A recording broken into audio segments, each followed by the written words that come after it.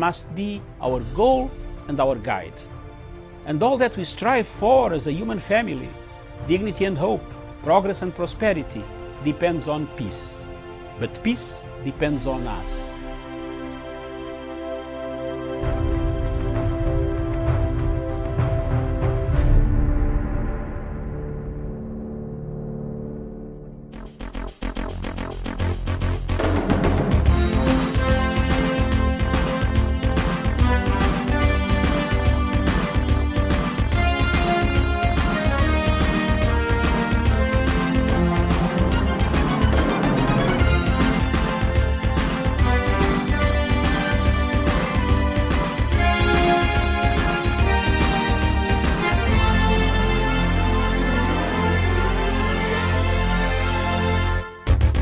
Good morning to you, and thank you so much for finding time to be with us today. This show is Good Morning Africa. My name is Miriam Ogutu, and welcome on board.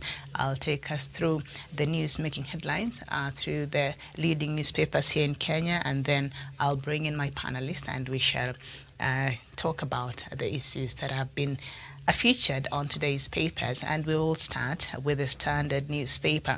And the main headline on the Standard newspaper, Chitembwe responds to Sonko's tape. In an exclusive interview, judge downplays videos making the rounds on social media, describing them as edited and manipulated to fit a specific narrative, but admits he knows the recorded man. The story is on page 4 of the Standard newspaper. Costly blunders A candidates make on courses. That is a special report on page 10. And why county staff could soon transfer. That is on page 23. Banks reap from loans repayments. The story is on page 29.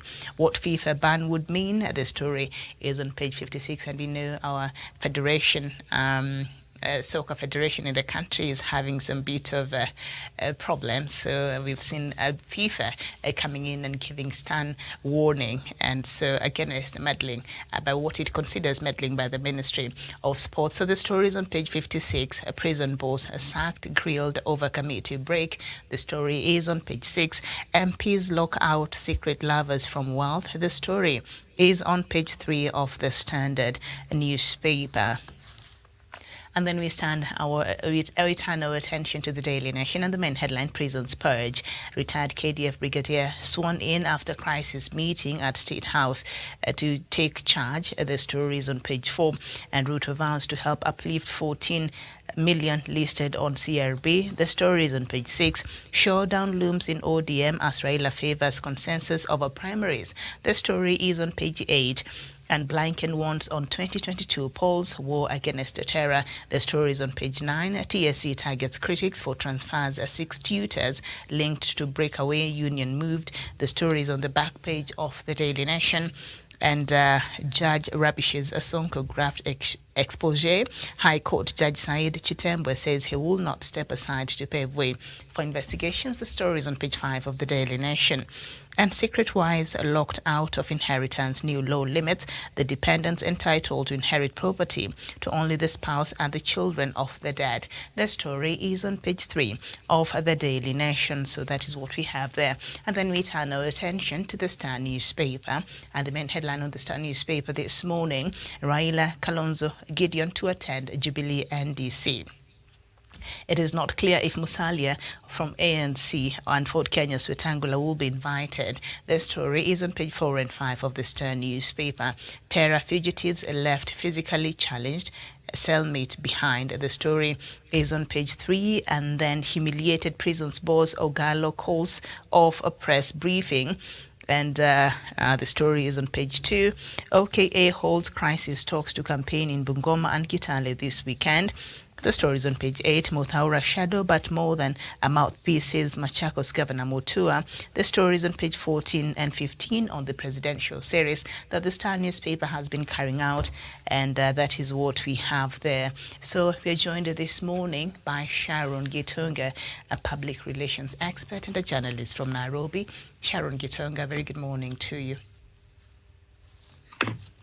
Thank you very much, Miriam, and indeed, a very good morning to you back at the headquarters in Nairobi, and to all our viewers who are watching us, whether it's the morning, afternoon, or evening. It is a pleasure to be part of the show. Good morning. Very well. Good morning and nice to have you today. So let's just start with the headline on the Star newspaper about Raila, Kalonzo and Gideon Moi likely to attend the Jubilee NDC. And it's not very clear if Musalia Mudavadi and Moses Wetangula will be part or will be invited. And so let's find out what the story now is saying. On page 4 and 5 of the Star newspaper, President Uhuru Kenyatta's Jubilee Party will invite ODM boss Raila Odinga and other pro-handshake partners to its all-important National Delegates Convention in a fortnight. This event will be the first formal meeting Raila will be attending as President Uhuru Kenyatta firms up his succession plan, with Jubilee set to endorse Raila for the presidency. The Star has established that KANU chairperson Gideon Moi and Wiper leader Kalonzo Musyoka, whose parties have formal arrangements with Jubilee, will also attend the key summit on November 30th. ODM Secretary General Edwin Sifuna on Tuesday told the Star, "If our party is invited by Jubilee, then we are going to honor the invite. There will be no problem if ODM is invited. In any case, I have not seen any letter inviting me to the Jubilee NDC. And if I'm invited, I will attend." So political parties have a tradition of inviting their partners during NDCs as a gesture of goodwill and political partnership. So let's just start before we even get to the opposition, leaders, and if at all they will be invited to Jubilee's NDC. Are we likely to see the Deputy President William Ruto and his supporters, political supporters, also attend this NDC? Sharon, is that likely to happen at all? Thank you, Miriam, for that question. And indeed, I think most of them are really not going to actually attend that meeting, given that the main agenda, and it's out here, it's actually to actually kick their party leader. So I don't think if they are really loyal, they will actually bound to go for that meeting. And I've actually been seeing in some of the interviews, most of the leaders actually saying they might not actually, going there. They might actually not, end up going there. So for me, I don't actually see any of them. If they are really loyal to, their party leader, definitely, I don't think they're actually going to turn up for the meeting. But on paper, they are on Jubilee Party, and their party leader is President Uhuru Kenyatta. On paper, but but on this case we are talking about the new party, that is the UDA, which I think it's yet to be formalized. But from where I sit, I still have your thoughts in mind that it is still not formally, and from as far as I'm concerned, it is they still belong to the Jubilee, but they have actually made it clear. They've come out, most of them, categorically, to actually say now that they actually know. In fact, I was seeing an intelligence report from Dennis Itumbi's page, saying that they already know that the main agenda is to actually kick out the deputy president. So I don't think in any way any of them would actually want to attend the party, but it's actually only wise for them to actually stop sitting on the fence, because most of them are already sitting on the fence, and we've been seeing them championing and popularizing a different party. So I think it's high time for, not even as they plan to, even as the NDC plans, those are just speculations. We are yet to see what pans out of these. I remember the constitution also does not allow they actually to have an exit of the deputy party leader. So there's so much there's so much that we are awaiting to see that pans out of that conference. For now, what we can just give is speculations, but come 30th November, I think the cleanup is actually long overdue, and I think it's actually going to pave way more for even the ODM to come on board and actually bring in their ideas and the exponential values that they actually hold for the better of this country, and remember, we are all talking about a united country. So if it actually means for us to get into a consensus, or for us to actually have, two parties merge, and I think this will actually go down in history, where we have a ruling party merging with an opposition party. So if actually at the end of the day, we are talking about, a united and progressive country. So if it means for us to merge, then I mean, let's go that way, for us to actually get a united country. Thank you. All right. So apparently in the upcoming NDC, Jubilee NDC meeting there, from the story that you're reading this morning on the Star newspaper, ODM leader Raila Odinga is likely to be invited. KANU chairperson Gideon Moi is likely to be invited, and Wiper Party leader Kalonzo Musyoka is likely to be invited. What does that say, about perhaps about the wrangles we've been seeing in the One Kenya Alliance? Because according to the story, Moses Wetangula and ANC leader Musalia Mudavadi have not been confirmed, if at all they've been invited to this NDC. So what do you read from this? Miriam, I think I'm not so surprised. And I remember yesterday we had such a conversation whereby, it was so clear that right now Musalia is, on his own. And you've been seeing he's actually been missing all the Oka campaigns. And from what, we kept on speculating is that, Kalonzo and Gideon are, bound to actually, support their traditional ally. So when I actually hear these, for me, it's actually not much news. I don't know, for Wetangula, probably he might also be invited. But what is so clear right now is that Musalia is on his own. And I remember yesterday I was actually of the idea that it is high time, for these, four principles, to actually come out categorically and say which direction they are planning to, to move, because they've caused so much confusion, not just to the supporters, but even their own party leaders. You've heard what, Savula has said, and these are actually their own mouthpiece. So whatever that they are speaking is something that should actually, should actually draw their attention to all the supporters. So I am hoping, within the course of time, they're actually going to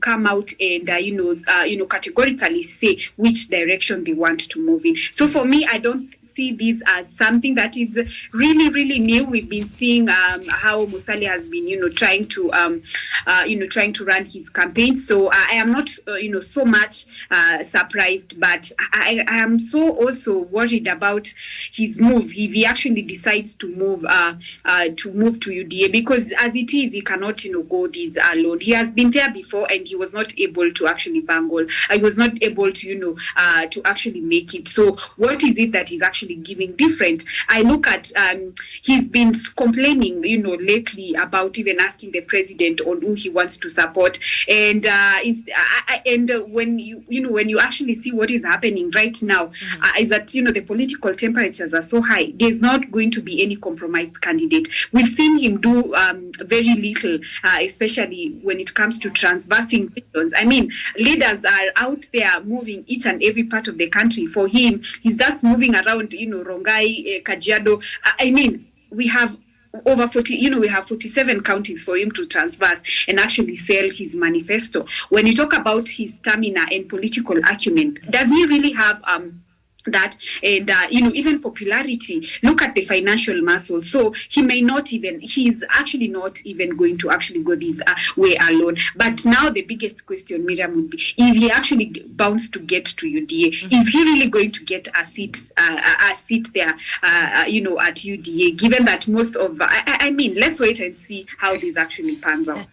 Okay, it seems to be in a very tight condition, because we know some of the articles that had been proposed in the BBI to have an expanded executive perhaps would have accommodated all these political bigwigs.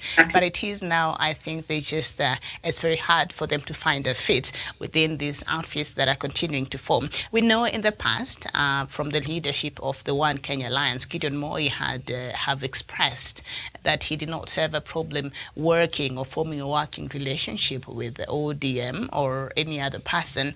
And he's been very outright about it compared to the other leaders. leaders. And Kalonzo Musyoka also, had vowed a couple of months ago that he will be crazy if at all anybody would think that he will come and, be a running mate for Raila Odinga. So by him attending this NDC, and from what we've been reading and the conversation we've been having, especially throughout this week, is that there's a possibility that this will be the day that perhaps Jubilee and ODM would form a working relations. That has not been confirmed by either parties, but there are speculations. So for Kalonzo to attend this, does it now perhaps mean that he has softened his initial stand of not wanting to work with Raila Odinga?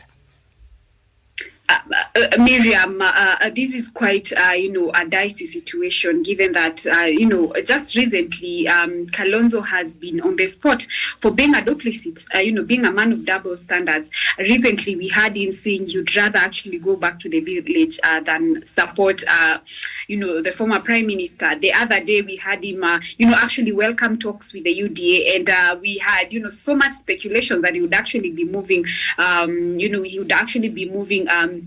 to the UDA camp. But be as it may, the reality, qua ground, they say things are totally different. And I would bet to think that probably now he's come to his senses and actually realized that the ground is really shifting, and where you'd rather stick to the devil that he actually knows very well than actually stick to an angel that he doesn't know. And then for the issue of, for the merging of ODM and Jubilee, I don't think it could actually happen on 30th, given that the former prime minister is yet to actually launch officially his presidential bid on 9th of December. So I don't really think it could actually be part of the plan during the NDC convention. I think majorly, it's more or less about bringing back the house.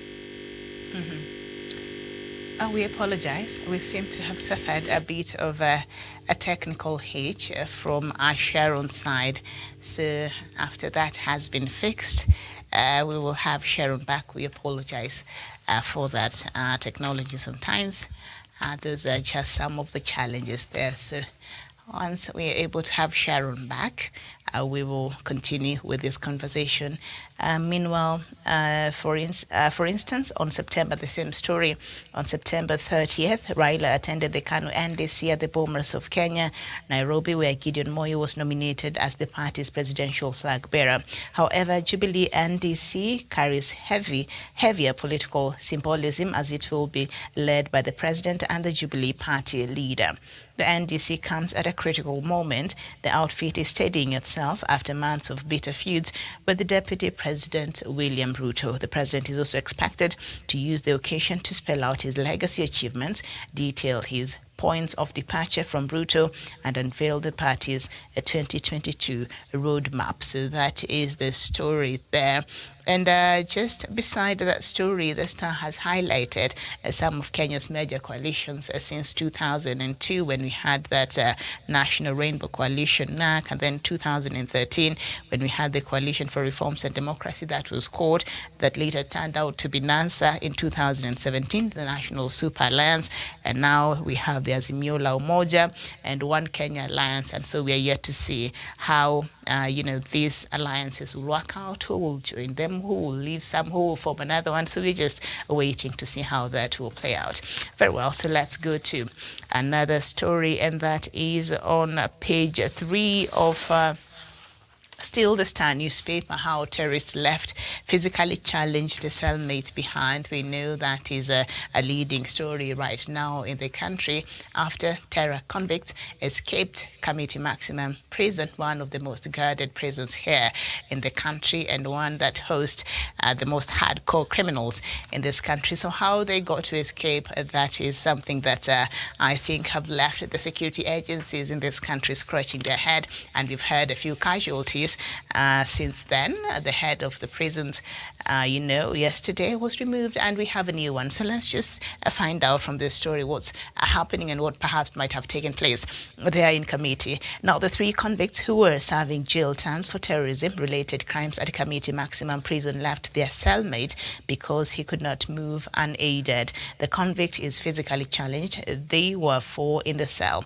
When a roll call was conducted in the morning of Monday, the remaining convict was asked how many they were in the cell, and he responded saying 4. The warders did not physically check to confirm that until after 9 a.m. when they were serving food, it had emerged. Musharraf Abdallah Akulungam, aka Zarkarawi, and Mohammed Ali Abikar, and Joseph Juma Odhiambo, aka Yusuf, removed a stone on a wall of their cell before leaving that revealed a cavity containing items for their escape.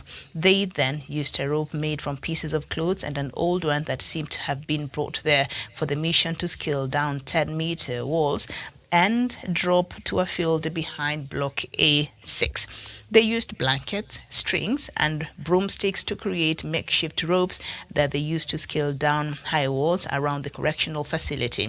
Pictures taken from the cell side of the climbing the walls suggest the convicts helped each other to escape. It wasn't until before midday that police were informed and rushed to the scene.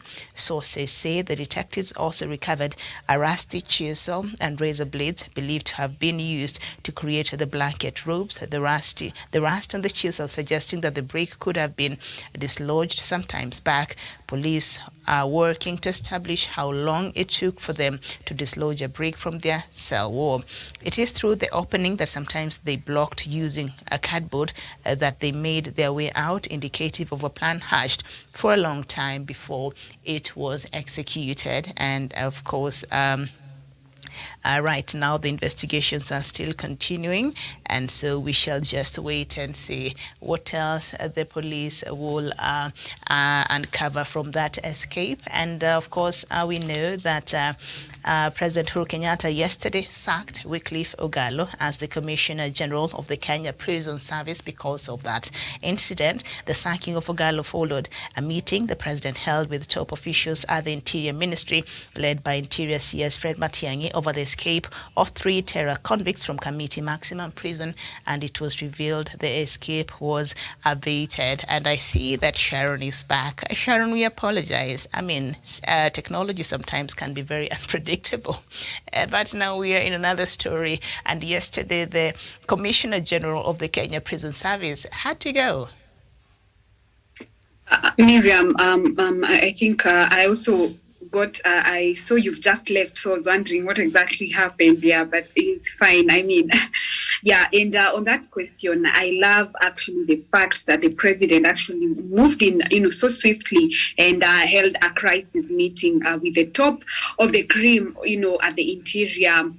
And I believe, the decision was actually reached to actually fire the Commissioner of Prisons, that is Ogolla, and to replace him with General John Warioba. And I was actually trying to look at his profile. He happens to actually be an ex-military, and having this man taking over at the helm of the leadership in the commissions of the prisons, then definitely there's, we definitely expect him to actually deliver. And given his discipline, given his background of discipline, and talk about fierce trainings and, the command structure that these military bring about, then I am sure he's actually going to transform, the prisons industry. And, we have actually said before that the military people have actually proved, over time to actually be very credible.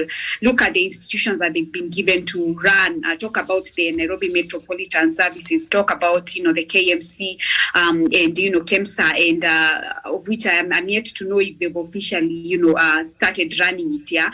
And also look at currently now the prison services. And, something funny, I was actually expecting General Ogolla to actually resign as yesterday. And, I've talked about countries like Japan, whereby, integrity is held very nobly. In anything where there's, abuse of office or issues to do with integrity, they actually resign. And that is why you see the manner that which he was actually taken out of office, I am sure you've actually checked on social media. It has raised so much mixed reaction on how, how an entire battalion of his juniors had to be sent to actually get him out of office. And in their defense, they actually had to say they were just escorting him home. I don't know. For me, I found it quite unwarranted. I don't know. I found it quite unwarranted. Yeah. But that said, I am also, all eyes are right now, on DCI to actually see them, act in haste and moving very fast to actually conduct investigations and ensure that we have these culprits that are at loose actually, are being recaptured, because we've said before, these are not just, suspects. These are, terrorists, criminals that have gone through the entire court systems and be, found guilty, and they were actually, charged. Mm-hmm. So we are all looking at the DCI to actually, bring these, to ensure that these, the culprits are actually recaptured. Absolutely, they were already declared convicts there. Now, according to a statement from the State House, the head of state made the decision on the back of a briefing from the ministry responsible for correctional services regarding the Committee Maximum Security Prison Escape. The briefing noted that compelling public interest in the matter and the need to entrench accountability in the ranks of the leadership of all security organs in honor of the many Kenyans who have lost their lives and the enormous sacrifices made by all Kenyans, and particularly the security organs, to disrupt, dismantle and defeat terror networks. The statement read, Uhuru also directed CS Matiang'i to spare no resources in pursuing and capturing the committee escapees. Now, I love how that statement starts, noted the compelling public interest in the matter and the need to entrench accountability. And we saw how, the government moved in swiftly and took the right decision. If some of these things we discuss here when it comes to corruption and other issues that are of high magnitude when it comes to public interest, if these are the kind of decisions that were made very swiftly, what kind of society do you think would have today? Miriam, I actually forgot to bring out that point because I noted it, and I was actually wondering if these are the kind of efforts and the kind of zeal that would actually move in and actually, have every institution actually be deployed. We would be talking about, something different, especially in corruption. Look at the case of KEMSA. It has taken, forever. And I think the president had actually given 21 days to bring these people on board. I'm yet to understand why, even if we have seen the military move in, but we've not had these people actually being brought to book.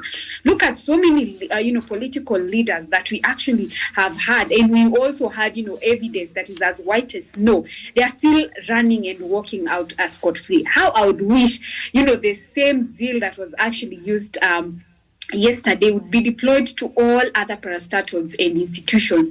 I mean, we would be having a seamless delivery, to the people. And when you talk about justice, they say, justice delayed is justice denied. So how I would wish we have, all these institutions actually, and work, with such zeal to actually ensure that we bring, these culprits on board. And I think corruption, if we actually move at this rate and at this speed, I think corruption will be something, of the past. Yeah, thank you. Okay, thank you so much.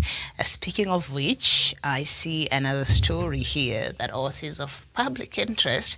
On page 7 of the Star newspaper this morning, 34 counties flagged for breaking wage bill cap.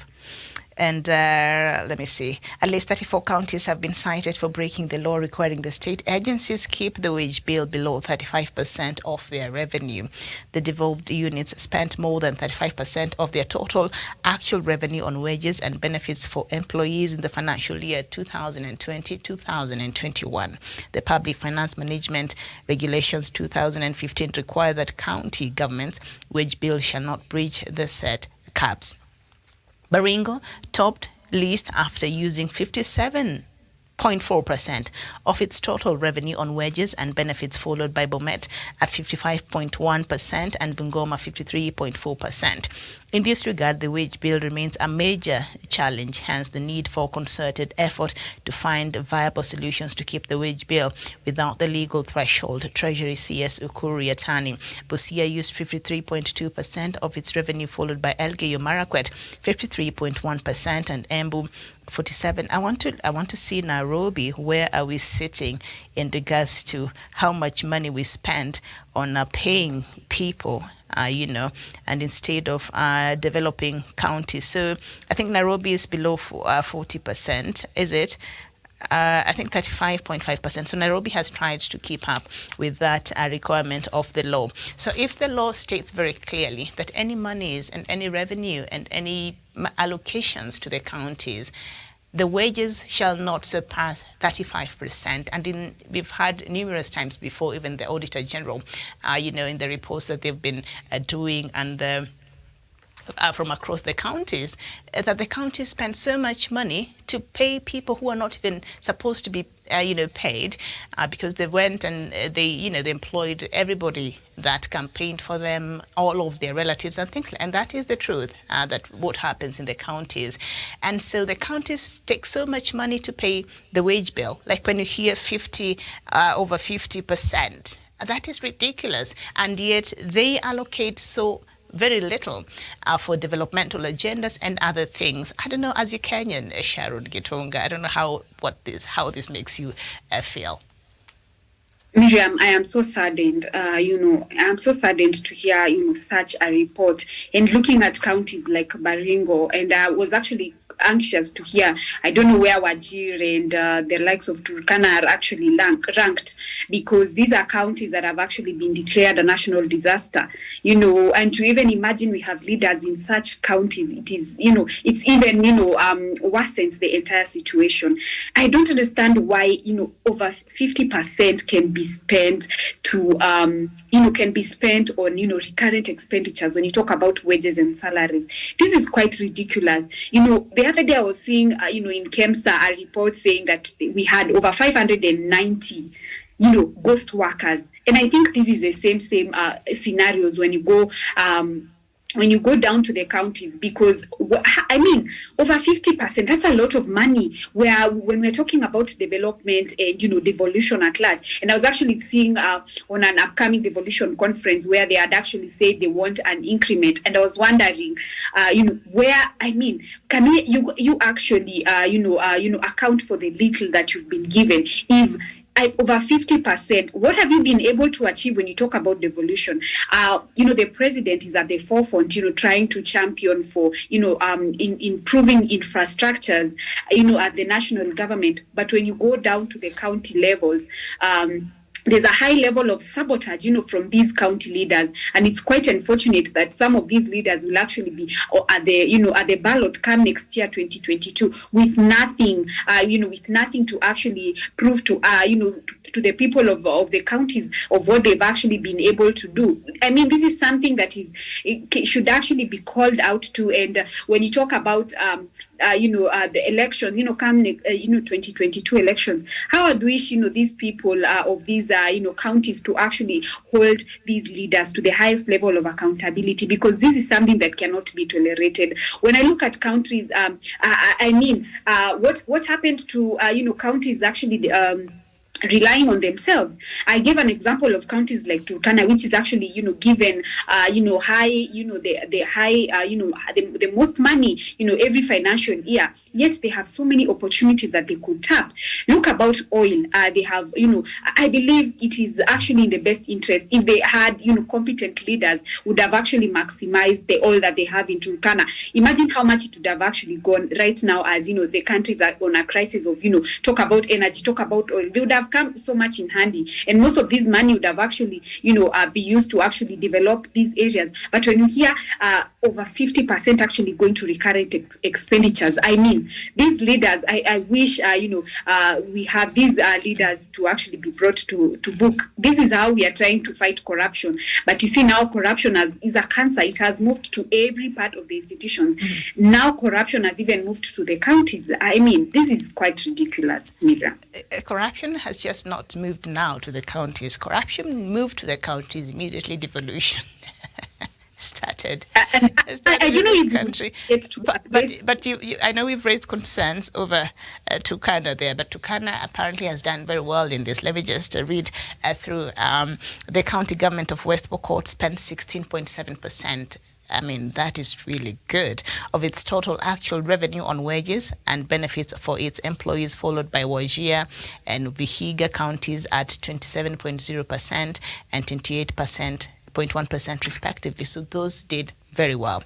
Nyandarua, Nyeri, Samburu, Siaya, Taita Taveta, Tana River, Tharaka Nithi, Trans Nzoia, Turkana, and Uasin Gishu were among the compliant counties, having used 33% to 30%.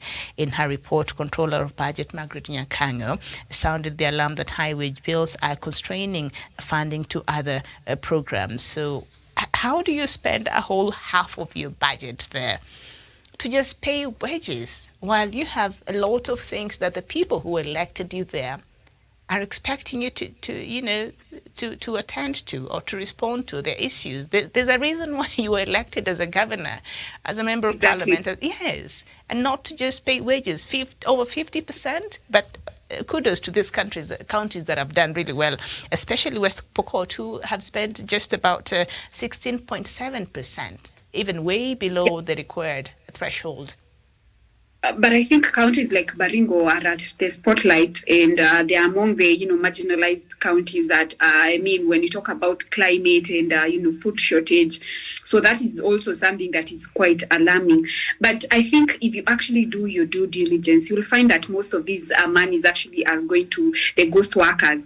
That are now in every institutions, because I don't understand how all such a percentage would actually go to pay to pay employees. Who are these people that actually get paid all this amount of money? So I think there's a need to actually move in to actually get to actually account for all these monies, especially for the counties. And as they had highlighted that they wanted an increment during the devolution conference, how I would wish first of all, before we even have any monies that are added to them, come the next financial year, and I think the budget is already out, the biggest question would be what have they been able to achieve, and even before they actually actually added up more monies. Okay.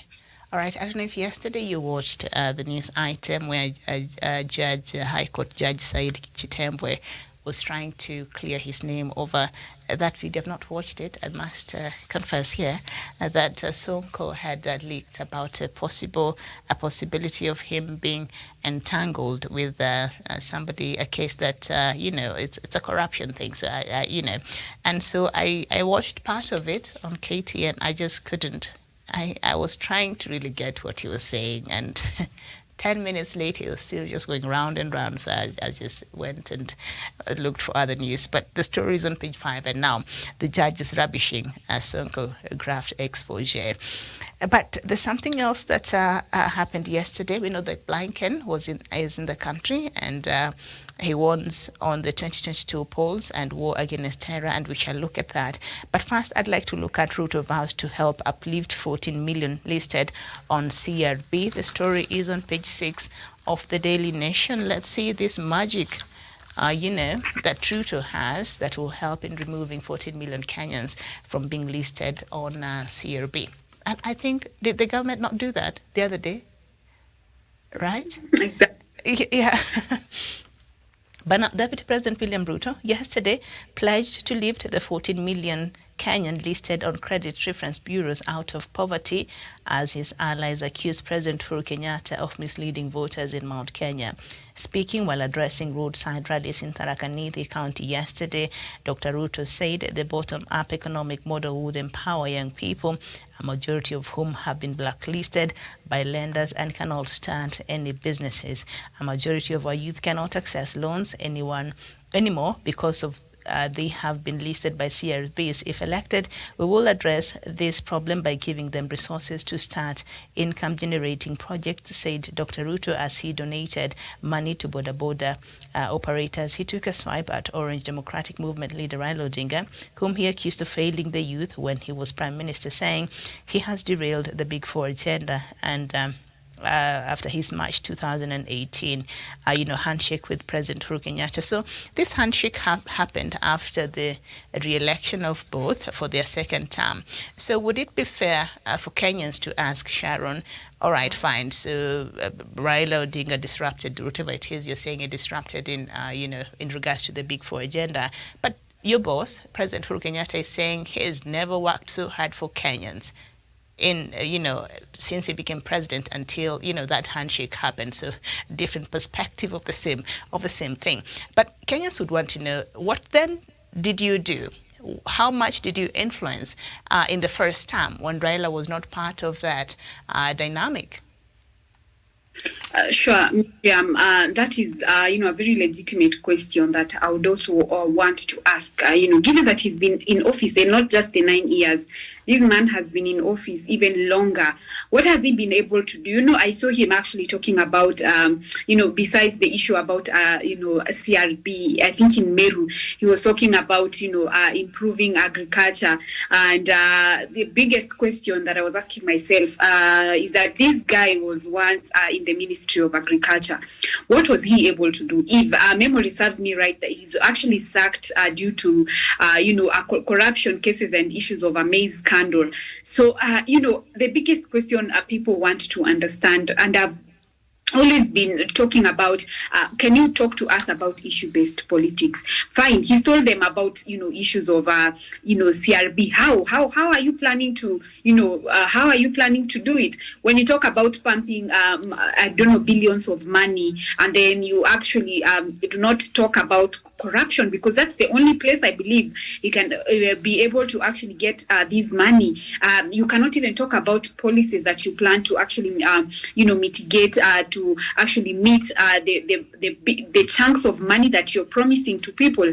I mean, let's people become realistic, even as we get into a season of receiving empty promises. Let them not forget too fast that in 2017 the narrative was the same. He's going to give jobs, he's going to give money.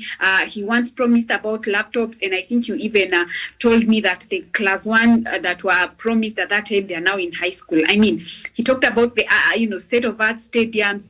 Where are they? I mean, can we first talk about what you were able to achieve, even before you actually go to disparage and talk about how the handshake has been able to derail the government? What has he been able to do? It's at this time, after the handshake, that the president has been able to deliver the most. Look at what he's been able to do within his second term. And sometimes I really wish that there was a chance to actually bring him to a third, to another opportunity. But I love the fact that, having the ODM, former Prime Minister on board, he's a man that is going to ensure that, he strengthens, enhances, and continues the Big Four agenda. So there's the question of accountability. And I think it's a very legitimate question that each and every person right now should actually be looking at. What has this man been able to achieve? We cannot even question the monies that he's trying to blindfold people with, and it's quite unfortunate that this is going to really be a blow to him, because on ground things are going to be different. When you talk about our economy really struggling, people are going there for monies, but when it comes to voting, as they say, the people are going to decide. But I'm sure people are not going to be swayed by the euphoria of politics, but people are going to elect leaders of competence and elect leaders that have chosen, and that leaders that have proven to actually have a track record, Miriam, I submit. All right, so during that meeting yesterday, I saw Professor Kindiki really lamenting, and he said he participated in the formation of the Jubilee Party, including writing its constitution and making sure that Mr. Kenyatta won a second time. I could have charged Mr. Kenyatta and Dr. Ruto over 500 million Kenya shillings in legal fees, but I offered free services, hoping that once they get to power, my people will benefit. But instead, I was humiliated and thrown out of the party leadership, said Professor Kindiki. I like when, we have to balkanize a whole community. When he was in that position, I think he benefited. I don't think the rest of his community or his people, or maybe his family, that is what he's referring to. But Mr. Kenyatta said he will soon write another letter to President Kenyatta explaining to him that even if he stands with Mr. Odinga, Mount Kenya people would not vote for him. And of course, we saw local politics playing out after a section of leaders were heckled in some regions, forcing DP Ruto to intervene. Ms. Nkatha was heckled in almost all meetings, with residents chanting slogans in support of her main challenger, Ms. Susan Ngugi, while Professor Kindiki received a hostile reception in Mara and Chuka towns. Governor Muthomi Njuki, who was attacked by a section of legislators for hosting Mr. Odinga, did not attend the meeting. So we see again the politics of intolerance rearing its ugly head there in that meeting. So let's just now turn our attention towards what's happening yesterday. And visiting United States Secretary of State Anthony Blinken yesterday pressed for assurances to end enforced disappearances, saying security operations must be guided by the law. Mr. Blinken addressed a press conference after meeting with civil society groups in Nairobi. He was with Foreign Affairs Cabinet Secretary Rachel Omamo, with whom he announced continued U.S.-Kenya cooperation in security post-pandemic recovery, global warming, governance, among other areas. Mr. Blinken's visit came as the country prepares for the general election next year and incessant security challenges, including the prison breaks, banditry, and terrorism. So, the U.S. Secretary of State, Anthony Blinken, is in the country. I don't know if he's left already for Nigeria, but apparently he had a meeting with the civil society in Nairobi, and then before coming and addressing the issue, when I saw him underscoring the rights abuses and and all of that.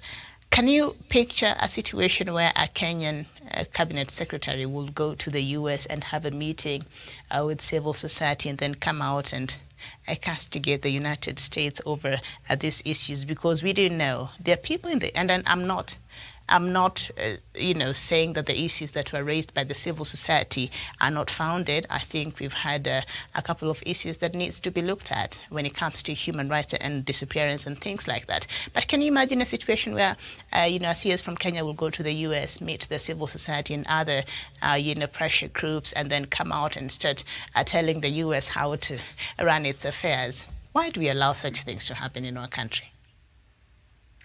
Miriam, it's quite unfortunate to see what are actually the issues that were actually raised. The issues that were actually raised, and I'm also trying to. Be all that aside, I think for me, the biggest thing that actually came out of the meeting, and I think the U.S. Secretary actually first met the president before he met the civil servants, civil society. Yeah. Yes, the civil society. I was also trying to look at the link between him and the civil society. I don't know. Probably, maybe you could shed some light on that. But I was not really trying to look at where is the link between the two. Yeah, he met with the civil society in the morning, and of course they presented a lot of issues, and we've seen a couple of them, even protesting last week over disappearance of certain individuals and arbitrary arrest and things like that, which I think these are internal issues that absolutely should be addressed. Yeah. We are not underplaying. It is a problem, and the government should be addressing, and I'm sure the government perhaps is addressing some of these issues. But this is our internal affair. What does that have to do with the United States? Can we just sit and talk about bilateral trades and talk about our cooperation in the fight against terrorism and just draw a line between internal issues here in the country and what we can allow somebody else to come in and talk to us about? Sharon. Okay, we seem to have I lost Sharon there. I don't know if she can hear me, but all right. So they raised a couple of issues. And of course, at an earlier meeting with activists, the top U.S. envoy heard concerns of recent incidents in which a freed terrorism convict and his lawyer were abducted. The lawyer, Professor Hassan Nando, was later found dumped in Mwingi, Kitui County, while his client, Elgiva Bwire, is yet to be traced. Several other people have been kidnapped and freed in mysterious circumstances, including Dr. Abdi Wahab Sheikh Abdi Samad, a researcher. We discussed ways we can work together to address shared challenges as democracy requires active citizen participation, Mr. Blinken said. After a second strategic bilateral dialogue, the second formal meeting between the two countries since elevating their relations as partnership, they agreed human rights and good governance need to be protected. Sharon, can you hear me? Yes, my apologies. We just lost lights, so I had to switch on to data. Yeah. All right. Yeah, so I think your question is it really makes sense. You know, that we need to really draw a line, especially when it comes to internal matters.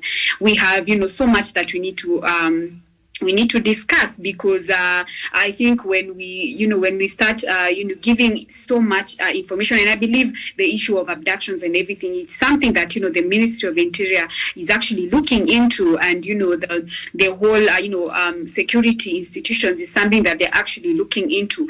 But I think the major things that we really would have been looking into is to actually cement the bilateral ties, and given that Kenya has been a very strategic partner. And I was actually trying to look at, why the U.S. Secretary actually chose to come to Kenya first. It should actually be something that we should be proud of. Remember, he would have chosen to actually go to Nigeria or Senegal and then come back to Kenya. But why did he actually choose to come to Kenya first? So there are so many things, especially when you talk about collaborations, how to, talk about climate change, talk about, COVID, the pandemic. There are so many, issues at hand, apart from, these quite, issues that are internal and issues that can actually be, the issues that can actually be solved internally. Yeah. Okay, thank you. And maybe we will look at that on our next show, but that is what we have on the Daily Nation. Quickly on the headline, I see our time is just running out. The Standard newspaper, Chitembe response to Sonko's tape, as I said, I really tried watching and listening to that interview. 10 minutes in, I was like, my head is just going into rounds and dizzy, so I just watched something else. I couldn't really understand what he was saying, and the audio at the beginning of that interview was just poor. And costly blunders candidates make. We see that on the front page. And MPs lock out secret lovers from wealth. I think this is an interesting story on page 3, because you've seen how these cases have played out in public. So secret lovers will have to prove their deceased partners had maintained them for 2 years if they were to inherit property. While the Law of Succession Amendment Bill signed into law by President Uhuru Kenyatta yesterday locks such persons from the list of dependents, it grants them a window to inherit a property. A person not named in this section shall not be a dependent for the purposes of this act unless the person proves maintained by the deceased for a period of 2 years prior to the deceased's death, says the new law. The new provision places a high threshold of proof, despite the fact that the amended act had no such expressly stated provision. It had not included secret lovers within the bracket of would-be heirs. Perhaps a significant loophole was that the old law named former wives as dependents of a deceased. The new law, sponsored by Homa Bay Town Member of Parliament Peter Kaluma, sought to prescribe guidelines for inheritance. The act now blocks former wives from inheriting their ex-husband's property by omitting them from the list of dependents. In what could be viewed as a win for men, the new law removes the hurdles that they encountered to inherit property.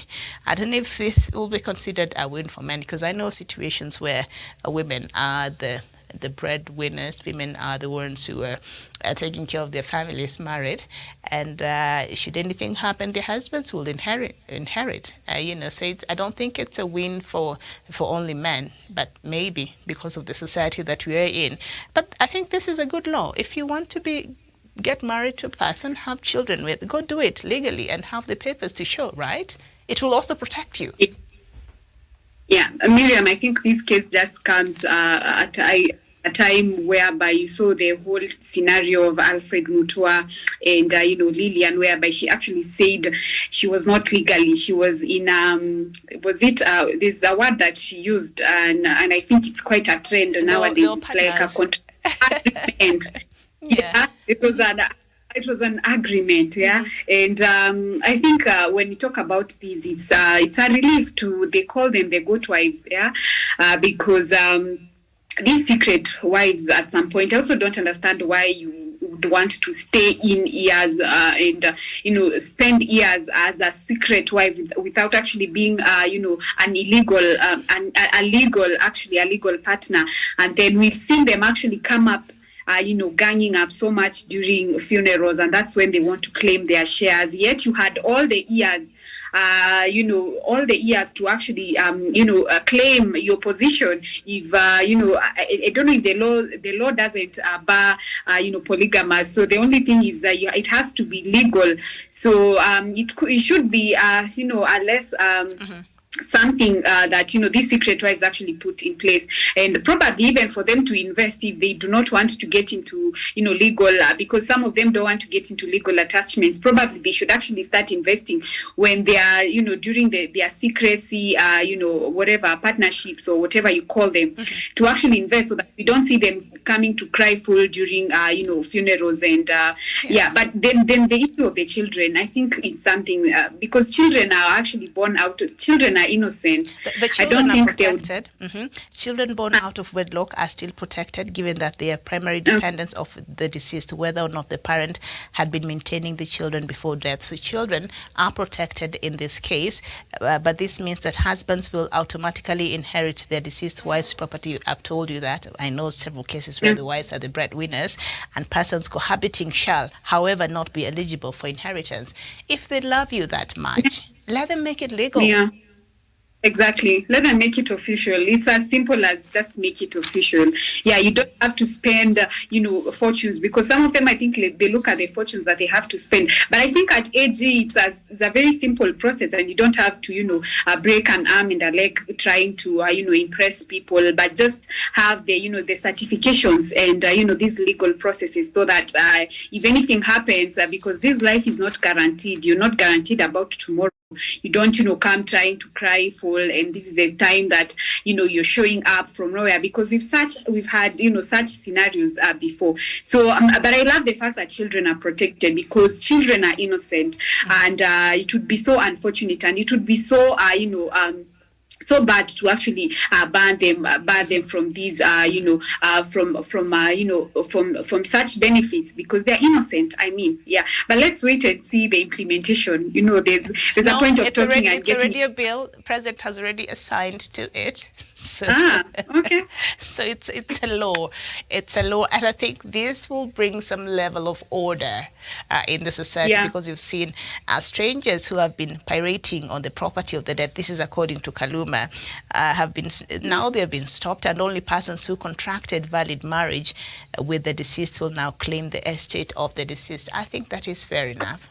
As you said, if they love you that much, whether man or woman, they will introduce you to their family. They will make sure that you're legally with them, so that you are also protected. But if somebody has no interest of making you official and legal, then maybe they don't have plans of you getting anything they have. True. And also they're saying the ex-wives cannot inherit.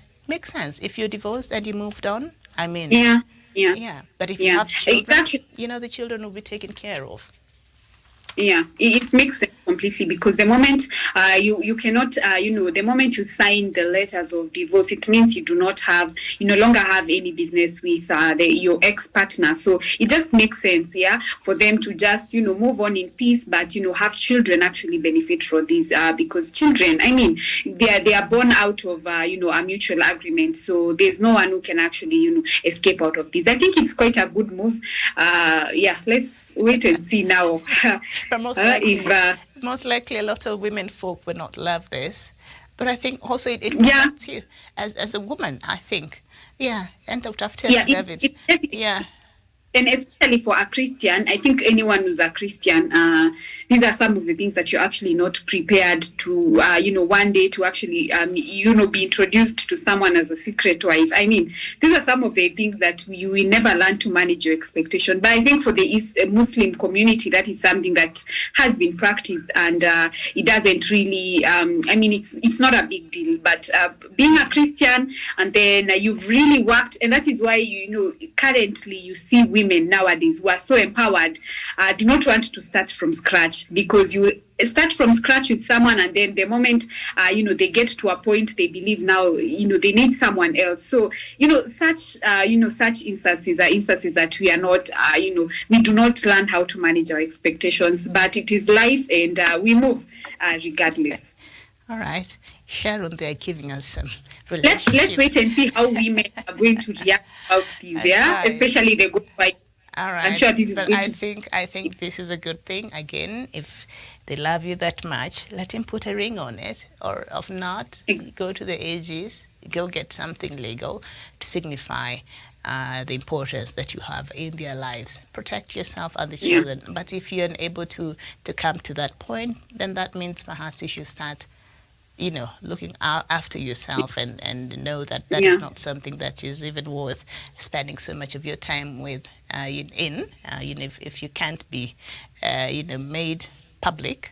So I mean, those are some of the things that we have to grapple with in the society. But I think this bill here will bring a lot of order, and people will start knowing where they belong. All right, stay on your lane. We have to go. Yes, go ahead. I've just remembered that there's a time I saw, the president, I think of Bujumbura, saying that now all the men that have, co-wives are going to be banned from the office. I don't know if that could be practical in Kenya. I am hoping. I mean, polygamy is an African thing.